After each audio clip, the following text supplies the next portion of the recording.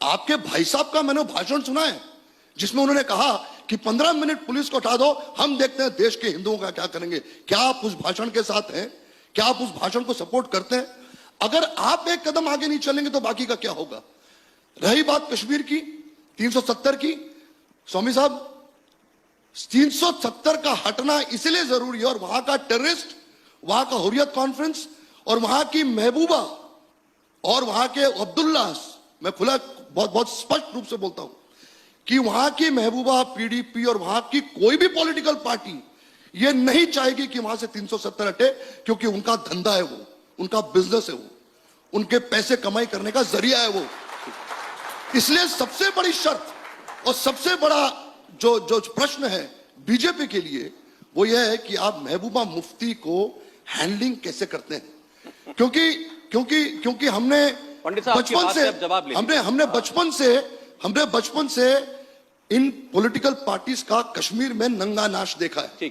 हमारी उम्मीद बढ़ गई है क्योंकि बीजेपी की सरकार जो एक नेशनलिस्टिक पार्टी है वो इस पर 370 पर अब इस पर हटाने का क्या तरीका? इजाजत दें तो मैं उनसे इन्हीं की बात पर एक काउंटर ले लूं। फिर आप ये सवाल बहुत लोग पूछते हैं वैसी साहब, जो जैसा इन्होंने भी कहा कि धारा 370 हटे कश्मीर से न हटे, ये एक राष्ट्रीय मुद्दा है। आपने से कानूनी पहलू गिनाए वो बात अलग है, लेकिन वो एक लोकलाइज एक इशू है। राष्ट्रीय मुद्दे आपके लिए होगा, मेरे लिए नहीं है। अच्छा ठीक। मैं कॉन्स्टिट्यूशन में जब देखिए, जब कॉन्स्टिट्यूशन सवाल सुनिए, मेरी बात सुनिए, मेरी बात सुनिए। सवाल सुनेंगे तो रिस्पॉन्ड कैसे करेंगे? असेंबली के डिबेट्स में जब कॉन्स्टिट्यूशन बन रहा था, उन लोगों का दिमाग मेरे से बड़ा था, आपसे बड़ा था। बिल्कुल था। वो लोगों की नेशनलिज्म हम तमाम से बड़ा था। आप सवाल सुन लीजिए। आप उन सवाल सुन लीजिए। मेरा मान मैं कह चुका हूं ना कि हम 370 बाद में आया होगा कॉन्स्टिट्यूशन में, नेहरू के जमाने में आया था। सुनिए, नेहरू के जमाने में आया था। 370 जब तक रहेगा हम कश्मीर को जोड़ के रखेंगे। आपके पास पावर है, आप मुफ्ती से अलायंस करते 370 भूल जाते, आप मुफ्ती से अलायंस करते कश्मीरी पंडितों को भूल जाते। अब आप बताइए कि 2 साल में मेरा सवाल ये है, क्या कश्मीर का मुद्दा एक राष्ट्रीय बाउंड्री का, देश के नक्शे का मुद्दा है? वो क्या वो मुद्दा उसी तरीके से ट्रीट होना चाहिए? लोग ये पूछते हैं कि कश्मीर के मुद्दे का देश के मुसलमानों से क्या लेना देना है? ये मुसलमान का मुद्दा क्यों है? ये तो देश का मुद्दा है। मैं आपको दोबारा अपनी बात को वाज़े और साफ अल्फाज में बयान कर रहा हूं कि कश्मीर हिंदुस्तान का अटूट हिस्सा है। जहां पर हम कश्मीर को अटूट हिस्सा मानते हैं, वहां पर कश्मीरियों से भी मोहब्बत करिए। कश्मीर के पंडित मारे गए, वैसे ही कश्मीर में 5-6 लाख से ज्यादा नौजवान लापता भी हैं। और आज के हालात में एक टेररिस्ट मरता है तो 40-50 हजार लोग उसके नमाज़े जनाजा में जाते हैं। क्या गवर्नेंस कर रही बीजेपी वहां पर? क्या गवर्नेंस कर रही बीजेपी वहां पर? एक टेररिस्ट मारा था, 50,000 लोग जाते हैं। मुफ्ती साहब के जनाजे में कितने लोग थे और उसके बगल में एक टेररिस्ट का मारा जाना, वहां पर उससे बढ़ के लोग थे। गवर्नेंस कौन कर रहा है? हुकूमत आप कर रहे हैं, मैं नहीं कर रहा हूं। स्वामी जी, जो लोग आज सवाल कर रहे हैं पंडितों की, भाई आपने वोट दिया ना बीजेपी को, तो कैसे बीजेपी हुकूमत कर रही वहां पर? फिर बताइए, आज आप एक्सपोज हो गए वहां पर। स्वामी जी, अब 2 बातें मैं कहूंगा। पहले ये जो अभी कहा वो आखिर में बोलूंगा। पहले तो जो यूनिफॉर्म सिविल कोड के लिए इन्होंने कहा कि इस देश को एक रखना है तो उसको नहीं हटाना है। और मैं जब लॉ मिनिस्टर था तो मुझे शहाबुद्दीन ने कहा कि ये हमारी शरिया के विरुद्ध में जाएगा, इसके लिए हम लड़ेंगे। तो मैंने एक सवाल पूछा शहाबुद्दीन को कि हमारे देश में यूनिफॉर्म क्रिमिनल कोड है, उसको तो आपने मान लिया, वो उसमें भी शरिया है। अब शरिया को भूल गए वहाँ।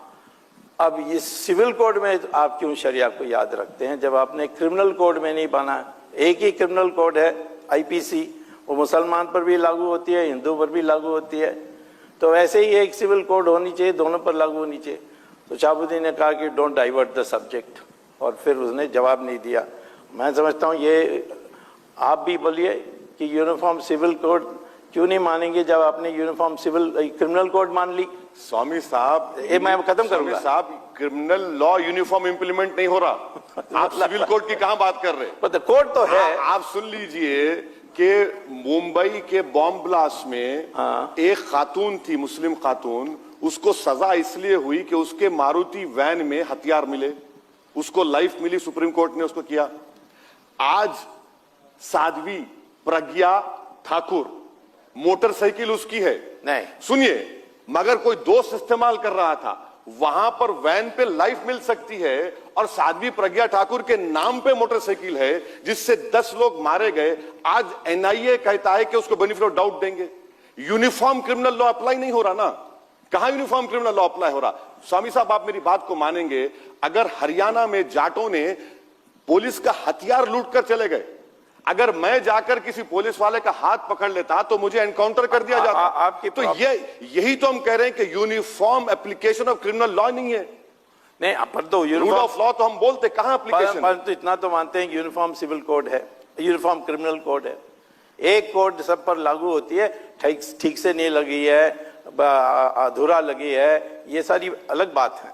परंतु आज तो एक ही लॉ है। आप नागालैंड मिजोरम को निकाल देंगे? नहीं, वो लॉ निकाल देंगे आप? नहीं, आपने बताइए, क्योंकि यूनिफॉर्म सिविल कोड जब आएगा नागालैंड और मिजोरम को, सर नागाज की आबादी, मिजोरम की आबादी 1.5 करोड़ से बढ़कर नहीं है, मगर हम उनको रोक के रखे, उनको कल्चरल राइट्स का प्रोटेक्शन दे रहे हैं। आप निकाल देंगे उसको? बताइए, ऐलान कर दीजिए। नागा पीस अकॉर्ड पब्लिक में नहीं आता तो आप उसको निकालेंगे? अच्छा, ये इस वो तो इट्स इररिलेवेंट, बिकॉज मैं यूनिफॉर्म क्रिमिनल कोड नागालैंड में भी लगती है।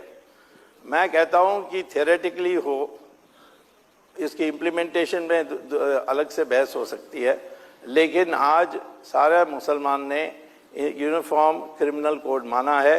एक हिंदू जज मुसलमान को सजा दे सकता है, एक मुसलमान जज हिंदू को सजा दे सकता है, ये आज की सिस्टम है। अच्छा, तो एक है। दूसरी बात, इन्होंने यूनिफॉर्म सिविल कोड के अतिरिक्त उन्होंने 370 का काम, 370 को हम हटा सकते हैं। उसके लिए हटाने के लिए एक ही चीज करनी है, कैबिनेट रेजोल्यूशन, प्रेसिडेंट को स्वामी साहब एक टाइम लिमिट दे दीजिए गवर्नमेंट का कि आपके 2019 से पहले आप कर लेंगे। चलिए सर प्लीज, आज आप बोल दीजिए, आज आप बोल दीजिए, कल अलायंस खत्म हो जाएगा। मैं बता देता हूँ, आप बोल दीजिए। मेरा कमिटमेंट है। अच्छा भाई साहब, उनको कंप्लीट, वो उसी में उनका बल है, वो मुझे बोलने नहीं देते। वहां मैं उनकी बातों पर रिस्पॉन्ड नहीं कर रहा, आप ही मत कीजिए। आप कहते हैं कि डेट का आप कह रहे हैं, इस साल के अंत तक हम राम मंदिर बना देंगे और अगले साल के अंत तक हम 370 धारा हटा देंगे। हमें 5 साल मिला है, 2 ही साल गया है। अब जैसे हनुमान को शक्ति पहचान देनी होती है, वैसे आज हमारी सरकार को भी हमने शक्ति पहचान दी है और इस बाकी 3 साल में सब चीज को आप अपने आप इस चर्चा को वहां ले आए जहां मैं लाता। मैं इसी पे आ रहा हूं। इन्होंने ये भी कहा है कि 31 दिसंबर 2016 को आप हम दोनों को बुला लीजिए, और हम देख लेंगे कहाँ राम मंदिर। स्वामी साहब 7 महीने बाकी रह गए हैं। ये जो राम मंदिर वाली बात कही है इन्होंने, स्वामी साहब जानते हैं कि जो डॉक्यूमेंट्स का ट्रांसलेशन करवाना है दोनों तरफ का, उसको 6 महीने लगेंगे। राम मंदिर का, दुनिया की जानकारी के लिए, राम मंदिर का मामला सुप्रीम कोर्ट में चल रहा है। वो उसका फैसला कब आता है ये अभी तय नहीं है। मैं आप लोग मैं आऊंगा।